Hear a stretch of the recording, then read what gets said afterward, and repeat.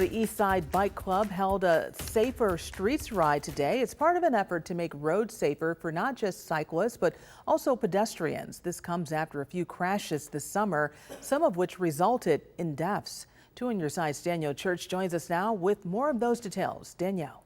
Yeah, Claudine, so far this summer, there have been 4 crashes involving cyclists and 1 crash involving a pedestrian.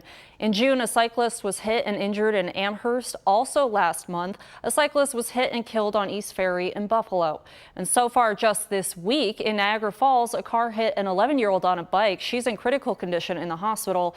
Also this week in Buffalo, a 22-year-old cyclist was injured in a hit and run on Elmwood, and 21-year-old Sydney Lohr was walking on Elmwood Avenue when she was struck and killed by a driver. So today, the East Side Bike Club held their Safer Streets ride to raise awareness about why we need safer roads for all, especially cyclists and pedestrians.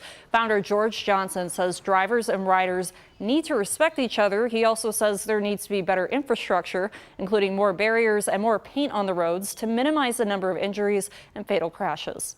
I look at it, that can be me, because I'm a rider. I don't ride as often as some. We already had a fatality even earlier in the year on Ferry Street.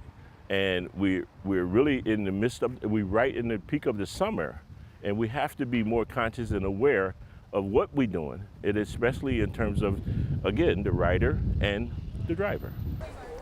There have been some areas of western New York that has had the infrastructure improved, such as here on Niagara Street. However, I'm told there has been a lack of enforcement in keeping parked cars out of the bike lanes and off the sidewalks, which has caused some issues there. I'll have much more on that from Go Bike Buffalo coming up tonight at 11.